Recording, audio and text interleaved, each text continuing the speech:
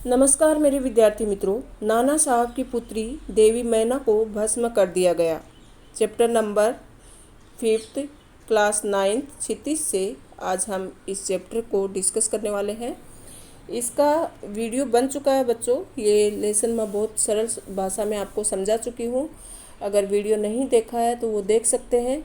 आज हम इस पाठ के महत्वपूर्ण सभी प्रश्नों पर चर्चा करेंगे और ये जो पाठ है ये अपनी आज़ादी की लड़ाई से जुड़ा हुआ है। स्वतंत्रता प्राप्ति के लिए 1857 की क्रांति की गई थी और कानपुर में जो क्रांति का पूरी कमान थी वो नाना साहब ने संभाली थी।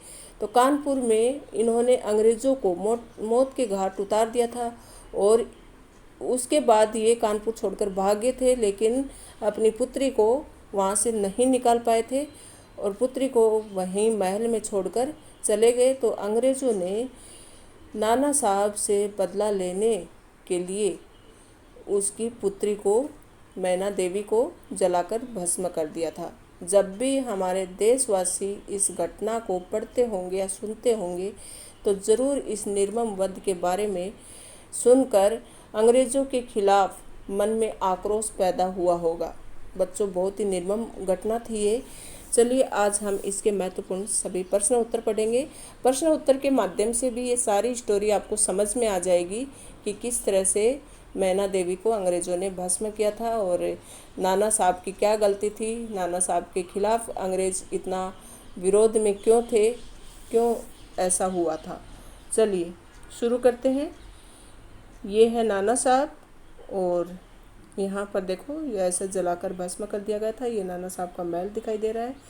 चलिए पहला प्रश्न है, बालिका मैना ने सेनापति हे को कौन कौन से तर्क देकर महल की रक्षा के लिए प्रेरित किया? क्योंकि महल को घेर लिया था सभी अंग्रेज़ों ने, तो बालिका मैना ने सेनापति हे को महल की रक्षा के लिए निम्नलिखित तर्क दिए। अंग्रेज़ों के विरुद्ध शस्त्र उठाने वाले दोषी होते हैं, किंतु ये महल दोषी नहीं है। ये राजमहल उसे बहुत प्रिय है। तो उसने ये भी बताया था कि आपकी पुत्री और मैं दोनों ही दोस्त हैं अच्छी। और उसने ये बताया कि मतलब अंग्रेज़ों के विरुद्ध जिसने शस्त्र उठाया है उसको आप सजा दो, इस महल की क्या गलती है, इसकी प्लीज़ रक्षा करो। तो ऐसा मैना ने बोला। और मैना ने ये भी बताया कि ये राजमहल मुझे बहुत प्रिय है, आप इसको क्षति नहीं पहुंचा सकते। प्रश्न नंबर 2, मैना जड़ पदार्थ मकान को बचाना चाहती थी पर अंग्रेज उसे नष्ट करना चाहते थे, क्यों? उत्तर है, मैना जड़ पदार्थ मकान को बचाना चाहती थी क्योंकि मैना उसी मकान में पली बड़ी थी, इसी में उसका बचपन बीता था तथा इस मकान को वह बहुत चाहती थी। वह अंग्रेज़ों के विरुद्ध हथियार उठाकर अंग्रेज़ों का नरसंहार करने वाले नाना का महल होने के कारण अंग्रेज उसे नष्ट करना चाहते थे। तो अंग्रेज़ों के विरुद्ध किसने हथियार उठाए थे? नाना साहब ने। तो इसके लिए वो उसके महल को नष्ट करना चाहते थे और इसी महल को मैना बचाना चाहती थी क्योंकि उसे उसका लालन पालन इसी महल में हुआ था, उसे वो महल बहुत प्रिय था। प्रश्न नंबर 3, सर टॉमस हे के मैना पर दया भाव के क्या कारण थे? तो हे को दया भाव क्यों आया? सर टॉमस स्वभाव से दयालु हैं, तभी तो वे उस किशोरी सुंदरी को देखते ही ठहर गए और उसके जीवन में रुचि लेने लगे। दूसरा कारण ये भी रहा कि वे मैना को पहचान गए। मैना उनकी मृत बेटी मेरी की बचपन की सखी थी, तब वे हे उनके घर भी आया करते थे। इन बातों से हे के दिल को मैना के प्रति ममता जगा दी। तीसरे, मैना ने स्वयं अपनी करुणा बातों से हे के मन में करुणा जगा दी। तो हे जो था वो मतलब दयालु स्वभाव का था और ममता को देखकर ही, मैना को देखते ही वह ठगा सा रह गया क्योंकि वह बहुत सुंदर थी। और दूसरी बात, जो मैना थी वो हे की जो पुत्री थी मेरी, उसकी दोस्त भी थी। तो इस तरह से उसके मन में करुणा भाव पैदा हो गए। प्रश्न नंबर 4, मैना की अंतिम इच्छा थी कि वह उस प्रासाद के ढेर पर बैठकर जी भरकर रो ले, लेकिन पाषाण हृदय वाले जनरल ने किस भय से उसकी इच्छा पूर्ण न होने दी? प्रासाद मतलब महल। तो जनरल आउटरम ने भग्नाविष्ट राजप्रसाद पर जी भरकर रो लेने संबंधी मैना की इच्छा इसलिए नहीं पूरी होने दी क्योंकि वह अंग्रेज सरकार का जनरल था। वह अंग्रेज सरकार के प्रति कुछ ज़्यादा ही वफादारी दिखा रहा था। मैना के प्रति सहानुभूति दिखाने पर उसे अंग्रेज सरकार दंडित कर सकती थी। और तीसरा है मैना को छोड़ देने पर कुछ लोग पुनः विद्रोह कर सकते थे। चौथा है जनरल पाषाण हृदयी और असंवेदनशील व्यक्ति था। तो जनरल बहुत खड़ूस था, क्रूर व्यक्ति था और अंग्रेज़ों का ज़्यादा वफादार था, इसके लिए उसने मतलब ये सब ख़त्म करना चाहा। प्रश्न नंबर 5, बालिका मैना के चरित्र की कौन सी विशेषताएं आप अपनाना चाहेंगे? तो बालिका मैना कैसी थी बच्चों? निडर थी वो, और साथ ही साथ वह सामना करना जानती थी, जो अत्याचार हो रहे उसके खिलाफ लड़ना भी जानती थी। चलिए उत्तर देखते हैं। निडरता, बालिका मैना निडर बालिका थी। जब सेनापति है अपने सैनिकों के साथ उसके राजमहल को तोड़ने आया तो उसने निडर होकर उनका सामना किया और उसे अपने पकड़े जाने का डर था, फिर भी वह है के सामने आई। उसे राजमहल न तोड़ने की प्रार्थना की, तर्क दिए तथा उसके मन में करुणा जगाई।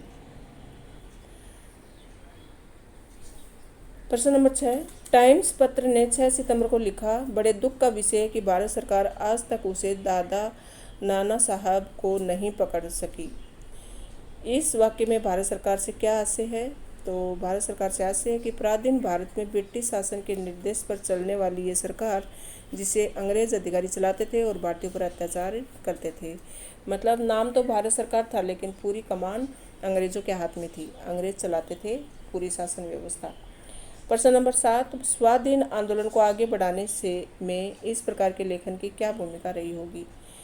तो बच्चों, स्वाधीनता आंदोलन को स्वतंत्रता प्राप्ति के लिए लोगों में उत्साह जगा होगा और अंग्रेज़ों के खिलाफ और ज़्यादा क्रोध लोगों में आया होगा, क्योंकि जब ये घटना सुनी होगी अंग्रेज़ों ने कि इस तरह से नाना साहब की पुत्री देवी मैना को अंग्रेज़ों ने जलाकर निर्मम वध किया, उसको जलाकर भस्म कर दिया, तो लोगों के मन में ज़रूर अंग्रेज़ों के खिलाफ बहुत ज़्यादा क्रोध जागा होगा। चलिए उत्तर देखते हैं। स्वाधीनता आंदोलन को बढ़ाने में इस प्रकार के लेखों की भूमिका महत्वपूर्ण रही होगी। लोग जब अंग्रेज़ों के अत्याचारों को पढ़ते होंगे तो उनके विरुद्ध हो जाते होंगे। जब वे मैना जैसी निडर बालिका के निर्मम वध की बात सुने होंगे तो इनका हृदय करुणा से भर उठा होगा। तब उसका मन त्याग, बलिदान और संघर्ष के लिए तैयार हो जाता होगा। इस प्रकार स्वाधीनता आंदोलन अपनी राह पर बढ़ता जाता होगा। अगला प्रश्न है, नाना साहब कौन थे? उत्तर है, नाना साहब 1857 के प्रथम स्वतंत्रता संग्राम के प्रसिद्ध क्रांतिकारी थे। वे बिठूर के शासक थे, वहाँ उनका राजमहल था। उन्होंने अंग्रेज़ों के विरुद्ध बगावत करते हुए कानपुर अनेक अंग्रेज़ों को मौत के घाट उतार दिया। मतलब कानपुर में अनेक अंग्रेज़ों को उन्होंने मार दिया था और 1857 की क्रांति के क्रांतिकारी थे और कानपुर में इन्होंने क्रांति का नेतृत्व किया था। अपनी मातृभूमि को आज़ादी दिलाने के लिए इन्होंने हर संभव प्रयास किया। प्रश्न नंबर 9, अंग्रेज़ों को मैना पर उनका क्रोध उतारने का अवसर मिल गया। अंग्रेज़ों को मैना पर अपना क्रोध उतारने का अवसर कैसे मिल गया?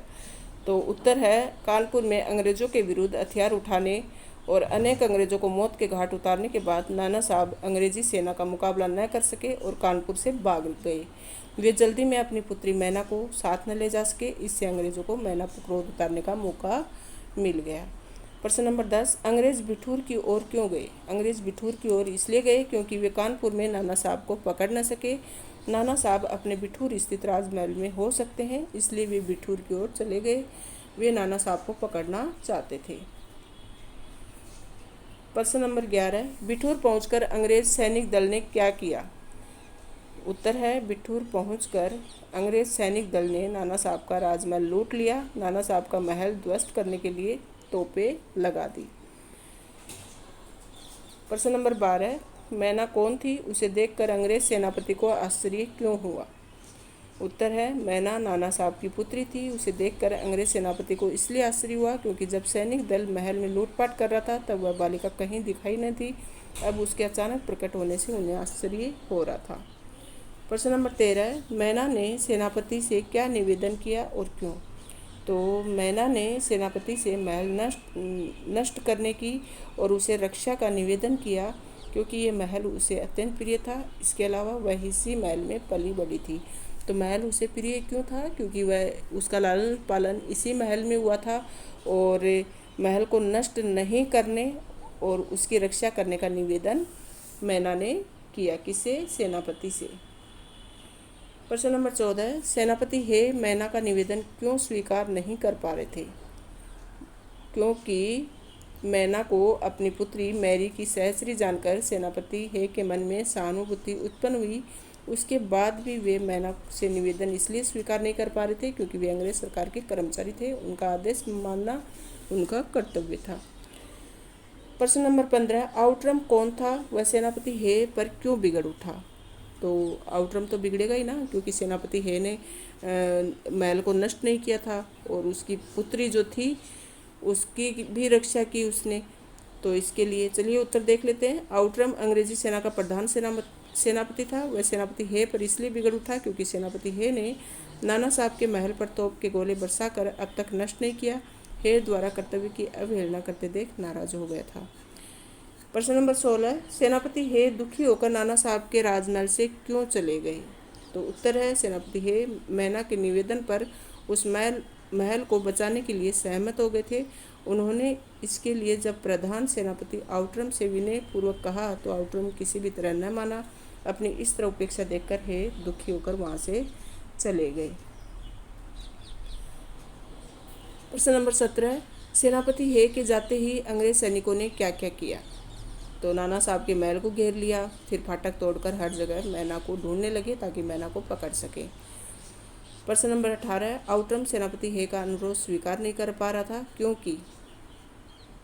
उत्तर है, अंग्रेज सेना का प्रधान सेनापति आउटरम सेनापति हे का अनुरोध इसलिए नहीं स्वीकार कर पा रहा था क्योंकि गवर्नर जनरल की आज्ञा के बिना वह कुछ भी नहीं कर सकता था। वह सेनापति हे की विनती स्वीकार कर अंग्रेजी सरकार का कोप भोजन नहीं बनना चाहता था। और प्रश्न नंबर 19, अंग्रेजी सैनिक नाना साहब के प्रासाद में भग्नावशेष पर क्यों गए? तो उत्तर है, अंग्रेजी सैनिक नाना साहब के प्रासाद के भग्नावशेष पर इसलिए गए क्योंकि उस भग्नावशेष पर रात्रि में रोने की आवाज़ आ रही थी। जिस भग्नावशेष क्या होता है? जो बच्चा कुचा मलबा होता है। तो जिस भग्नावशेष की वे रक्षा कर रहे थे उस पर कौन रो रहा है यही पता करने के लिए पहुंचे थे।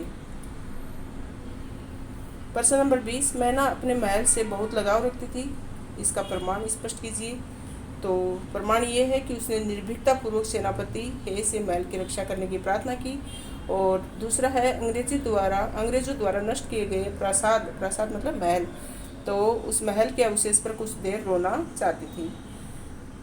नाना साहब के प्रासाद के विषय में भेजे गए कैनिंग के तार का आशय क्या था? तो नाना साहब के राजा प्रासाद के बारे में कैनिंग ने जो तार भेजा था उसका आशय था, लंदन के मंत्रिमंडल का यह मत है कि अंग्रेजी नर नारियों की हत्या करने वाले नाना साहब की स्मृति चिन्ह तक को मिटा दिया जाए। स्मृति चिन्ह मतलब नाना साहब की जो भी पहचान है उन सब को मिटा दिया जाए, ये अंग्रेजी सरकार का हुक्म है। मेरी कौन थी? मैना से उसकी मित्रता कैसे हुई?